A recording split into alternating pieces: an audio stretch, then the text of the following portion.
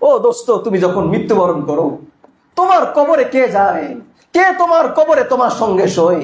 তুমি যতই মানুষের আপন হও না কেন, ওই মাটির বিছানায় তোমাকে শোয়ানো হয়, ওই 3টা টুকরা কাপড় তোমাকে পরানো হয়। তুমি বাবার যতই মহব্বতের হও না কেন, তুমি যখন মৃত্যুবরণ করো, তোমার মহব্বতের ঘর থেকে তোমাকে বের করে বাহিরের উঠানে তোমাকে রাখা হয়।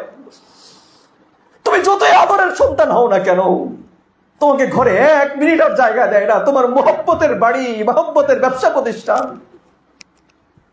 তোমাকে 1 মুহূর্ত আর ঘরে থাকতে দেয় না। তোমাকে বাহিরে মাঠের মধ্যে রেখে দেয়, পাটি বিছায় তোমাকে রাখে, একটা খাট তোমাকে দেয় না।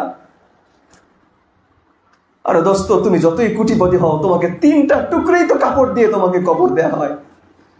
একজন রিক্সাওয়ালাকেও 3 টুকরা কাপড়, তোমাকেও 3 টুকরা কাপড় দেওয়া হয়। তাহলে যেই বন্ধু, তুমি কসম বা খোদা তুমি বন্ধুর স্বার্থগুলো, বন্ধুর চাওয়া পাওয়া গুলো পূরণ করা বন্ধ করে দাও, দেখবে বন্ধু তোমার 2 দিন পরে তোমার কাছ থেকে বিদায় নিয়েছে। দুনিয়ার প্রত্যেকটা মানুষ স্বার্থপর, সকলেই স্বার্থপর। বাবাও স্বার্থপর, মাও স্বার্থপর, ছেলে স্বার্থপর, বন্ধু স্বার্থপর, সবাই স্বার্থপর। বাবারা অনেক ক্ষেত্রে নিঃস্বার্থ হয়, কিন্তু অনেক জায়গায় বাবারাও স্বার্থপর হয়, কি হয় না? অনেক জায়গায় বাবাও স্বার্থপর হয়, মাও স্বার্থপর হয়ে যায়। কিন্তু একমাত্র আমার আল্লাহ, তিনি কোনো স্বার্থপর না। দুনিয়ার সবাই বিনিময়ে কাজ করে।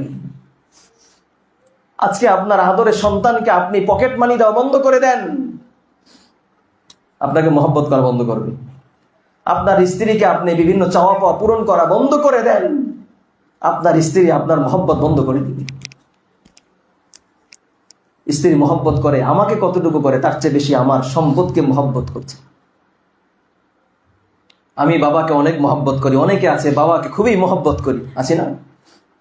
এখন বাবা যদি আমার ভরণ পোষণ সব বাদ দিয়ে দেয়, কোনো সম্পদ থেকে আমাকে বঞ্চিত করে দেয়, কয়জনে মহব্বত করবো বাবাকে?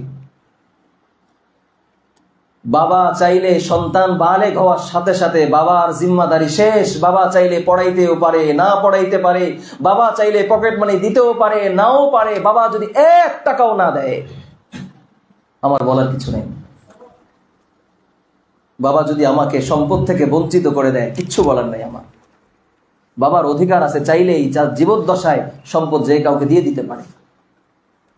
যদি আমাদের কোনো বাবা এমন করে, আমাকে পড়াশোনা করায় না, আমার খরচ দেয় না, ভরণ পোষণ দেয় না, আমার স্কুল কলেজের ফি দেয় না, তখন দেখা যাবে মহব্বত কোথায়। তখন দেখা যাবে আমার বাবার সাথে আমার ভালোবাসা কতটুকু। আজকে আমাদের বাবার সাথে এত ভালোবাসার পিছনে মূল কারণ, বাবা আমার মনের সকল চাওয়া পাওয়া গুলো পূরণ করছে।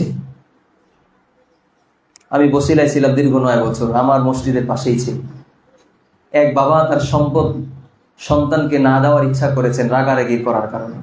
সন্তান বাবাকে কষ্ট দেয়। 2 ছেলে এবং বাবা, তার মা মিলে, ছেলের বউরা মিলে দিন দুপুরে বাবাকে জবাই করে হত্যা করে ফেলেছে। কিসের জন্য?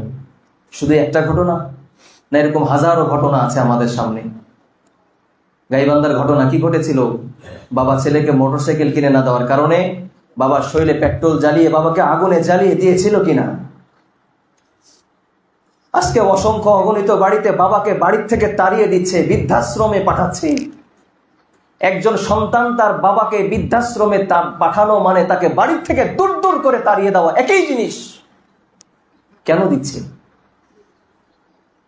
কেন দিচ্ছে? কারণ ওই বাবা এখন তাকে আর দিতে পারে না কিছু। ওই বাবা এখন বৃদ্ধ হয়ে গেছে, তাকে কিছু দিতে পারে না। এই জন্য এখন বাবা বোঝা হয়ে গেছে। যখন বাবা দিত, তার চাহিদা পূরণ করত, তখন বাবা হিরো ছিল। এখন বাবা চাহিদা পূরণ করতে না পারার কারণে বাবা এখন জিরো হয়ে গেছে, তার সাথে বোঝা হয়ে গেছে। এই দুনিয়ার মহব্বতের কারণেই কিন্তু আজকে আমরা এত পিছিয়ে আছি। দুনিয়ার মহব্বত আমাদেরকে গ্রাস করে নিয়েছে। আর আল্লাহর রাসূল এই কথাই বলে গেছেন, তোমরা যতদিন না পর্যন্ত তোমাদের মৃত্যুর ভয় তোমাদের দিল থেকে তোমরা না সরাবে, দুনিয়ার মহব্বত যতদিন না পর্যন্ত তোমরা সরাবে, কাফের মুশরিক বেঈমানদের পক্ষ থেকে লাঞ্ছিত অপদস্থ হতেই থাকবে। এই জন্যই বর্তমান প্রেক্ষাপটে আমাদেরকে সামনের দিকে যদি এগিয়ে যেতে চাই, তাহলে মৃত্যুর ভয় আমার দিল থেকে বের করে দিতে হবে। আল্লাহ যখন আমার মৌত রেখেছেন, যেখানে রেখেছেন, যেই হালে রেখেছেন, সেই হালে হবে। এবং দুনিয়ার মহব্বত, ভালোবাসা সবকিছু আমাকে বিসর্জন দিয়ে একমাত্র আল্লাহকে ভালোবাসতে হবে।